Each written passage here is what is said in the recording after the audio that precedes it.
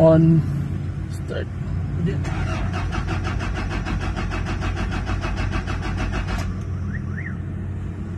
Start pa natin isa. So ito na yung kanyang ano guys, yung papalitan natin yung kanyang speed sensor. Neil, start daw dito.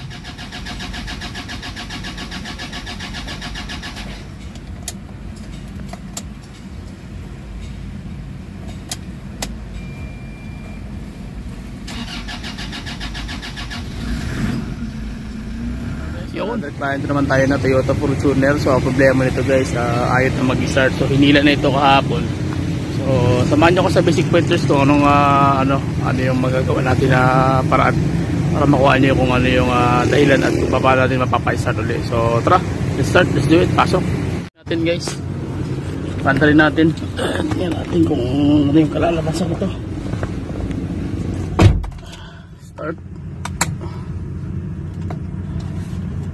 Wait lang, tigas. Okay, yan na. Suko natin.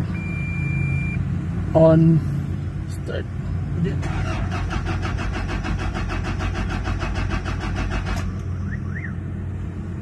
Start pa natin isa.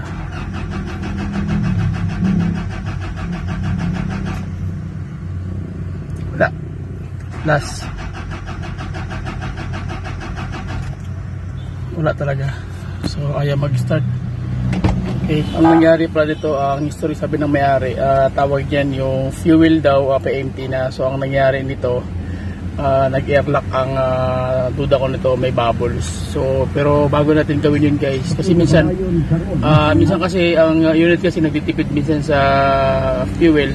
So ang ginagawa nila yan, isip nila may laman pa. So hindi mo mapapansin nga, bumabiyahe ka, tapos konti na lang yung level ng fluid mo, ng fuel mo, sorry. Ang mangyari doon, magkakaroon siya ng bubbles, bubbling. So ngayon magkakaroon siya na tinatawag na airlock, sapagkat once na yung bubbles mahigop yung mapunta doon sa fuel system, magkakaroon siya ng tawag niya ng vacuum doon sa loob ng common rail system. So pati sa fuel line, so magkakaroon siya ng low pressure ng fuel. So yung common rail magbabubbles yun, kaya magkakaroon siya ng airlock.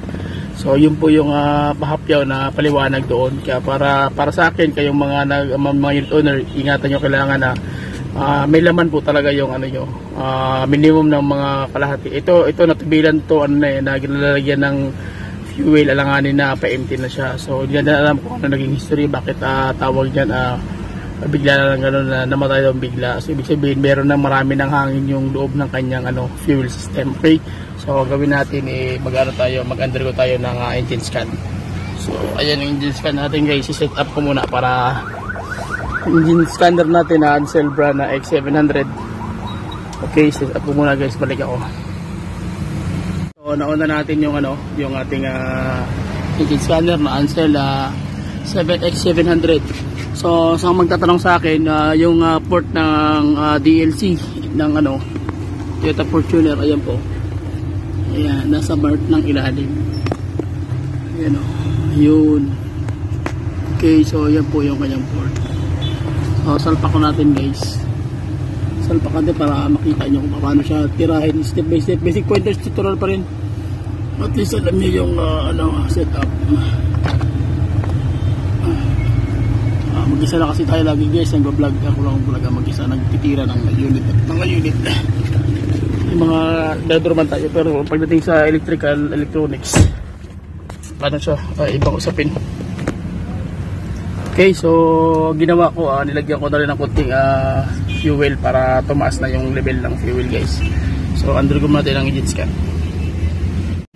Okay, so ayan na guys, set up na natin. Okay, so diagnose natin guys.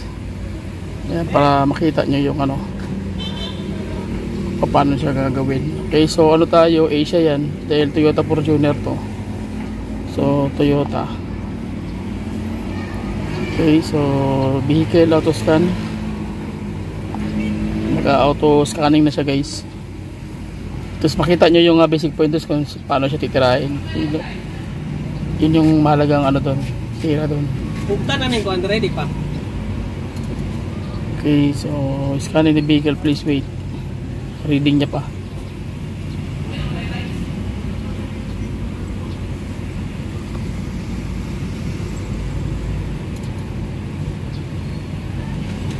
Okay, so ano siya, Toyota Fortuner. So ito pipindot natin. 2012 model to guys. So ibig sabihin dito tayo sa 29. Powertrain, chassis, body. So sa powertrain tayo.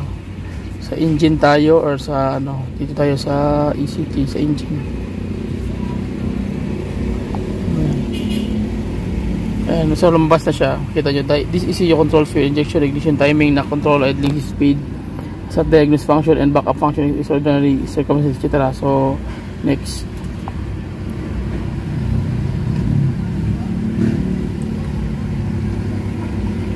Ayan, makuha nyo lang yung basic pointers guys at least may idea kayo.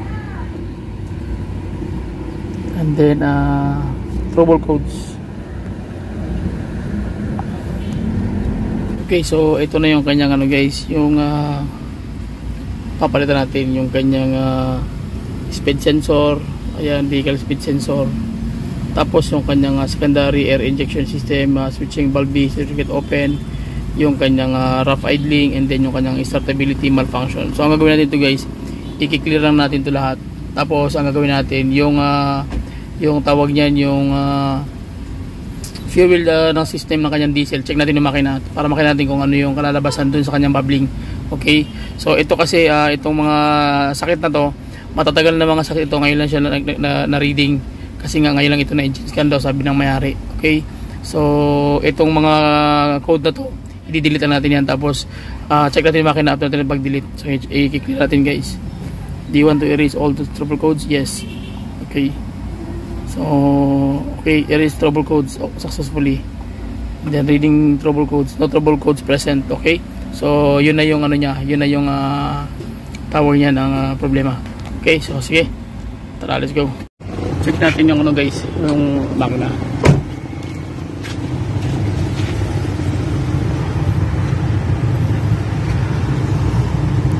Okay, so tingnan natin yung ano nito, yung common rail, kung meron ba siyang ano, meron ba siyang pressure. Ito bubuksan natin to kung ano, parang DC nila Brad. Abrihan na to ni. Tingnan natin kung meron ano, kung meron siyang supply ng ano, pressure ng injector.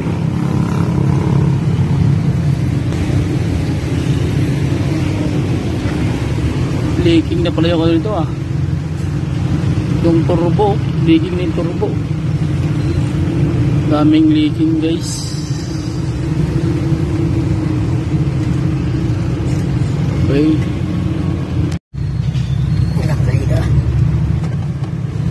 Nel, start daw dito. Yan, luwag na na. Ulo naman Ulo. Suka hangin Hangin Ayan kita nyo, bubbles. Sige. Bubbles.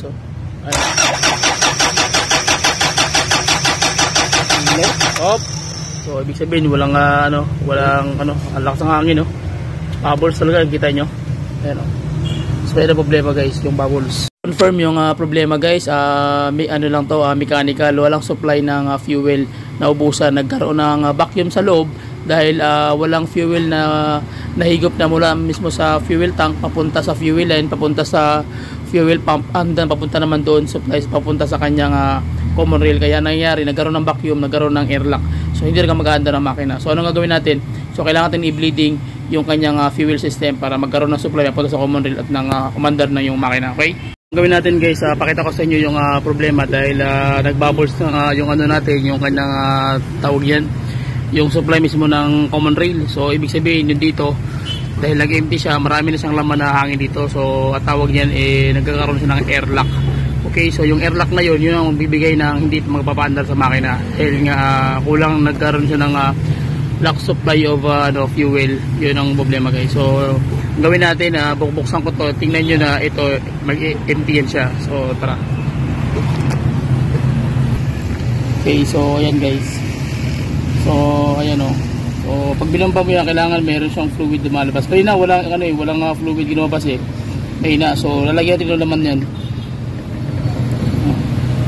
Yan o, may hangin, di ba? Ano, tingnan nyo yung hangin lumalabas. Ibig sabihin empty talaga. Dapat yan malakas talaga. Ibig sabihin malakas yung labas. Ibig sabihin wala na siyang hangin sa ilalim. Meron pa. Yan, wala na. So, ibig sabihin marami na siyang meron na siyang laman na fuel. So bleeding na yan siya, guys. Yan. Kailangan lakasan talaga yung bomba para maubos yung hangin doon.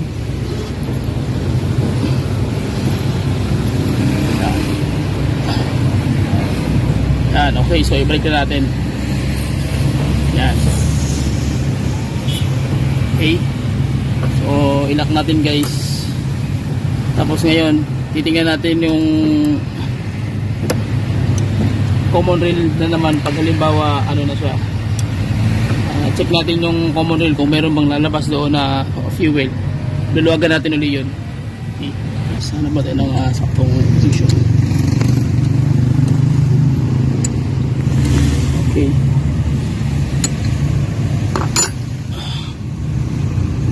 Kailangan may lalabas sa crudo dito pag binabomba natin ito. So dahil high pressure yan siya, guys. So yan, matigas na. So ang gagawin natin, i-start ko para tingnan natin kung may lalabas dito na crudo sa high pressure nya. Okay. So tawag dyan high pressure na punta sa common rail. So ang gagawin natin, i-start yung makina.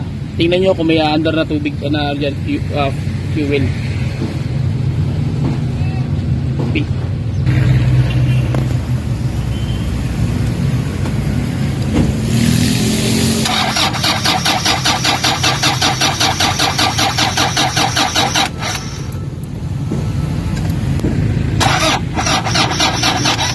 Okay, so ang problema ay sa lobat na yung battery, guys. Mahirap na siya mag-start. So ang mangyayari dyan, hindi natin mapapalabas ng malakas yung kanyang pressure ng fuel mula doon sa common rail, sapagkat yung torque ng engine is napakahina. So kung ano yung torque ng engine, ganoon yung torque ng kanyang common rail pump.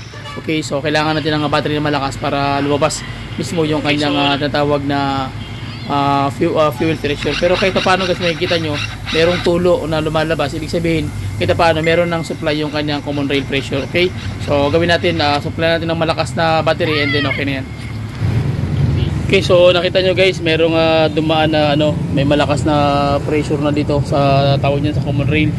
So ibig sabihin meron na siyang supply mula dito sa fuel filter, dadaloy mismo sa supply papunta doon sa common rail, and then under yung engine, yung common rail magbobomba na yon. So lalabas na sa kanyang high pressure dito. Punta naman yan dito sa kanyang papunta naman dito sa kanyang common rail system supply. So magkakaroon ng pressure yan sa under na yan. Okay, so gawin natin, ibalikin natin to, tapos paandarin na natin. Okay, higpitan ko muna. Balikin na natin. Okay,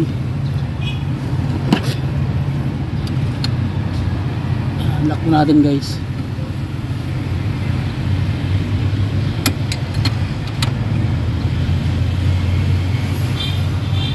Kailangan meron kayong mga special tools. Yan, para dito. Okay.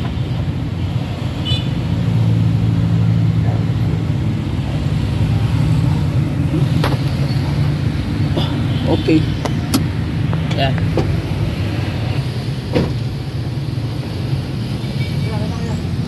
Okay, so i-start na natin makina, guys. Nahigpitan na natin yung mahigpit. So tara. So, okay. Problema nito yung battery niya, medyo palobat na rin. Dapat maka-start na siya ng malakas. Lobat na siya, guys. Lobat yung battery. Charge muna natin. So kailangan ng pressure. So wait lang, charge muna yung battery. So start natin, guys. Dundo natin.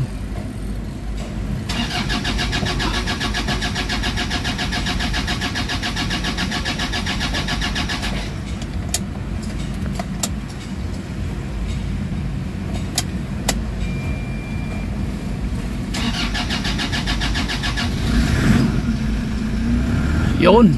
So mandar din. So check natin. Mandar na.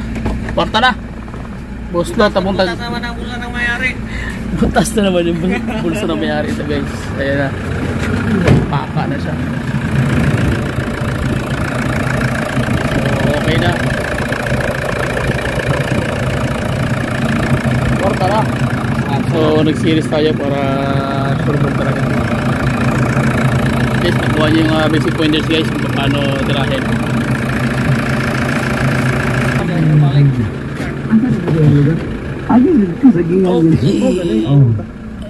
Patayin natin tapos start natin ulit. Tingnan natin kung ano mangyayari.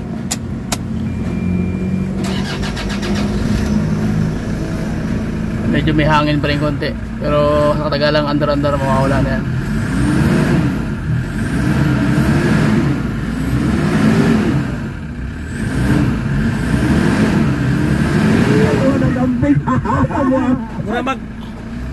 Alag magkinaw? Ano, wild no? Lakas sa makina oh. Murag tanggal na niya ang support ba? Lakas sa makina. Okay, so yun lang guys, maraming salamat. Yun nga, butas na naman yung bulsa na may-ari nito. So share my video, then comment na kayo guys. Ano mga tanong nyo, pwede kayong magtanong sa akin. Anong oras, sama na ako naroroon. Magre-reply ako, antayin nyo lang yung reply natin sa mga katanungan ninyo. Sikapin natin na masagot natin yung mga, ano nyo, mga concern sa about sa inyong unit, kung ano yung mga problema. Okay, so share my video guys, and then comment lang kayo, and then subscribe, and yun lang. Bye bye and God bless. See you. Okay.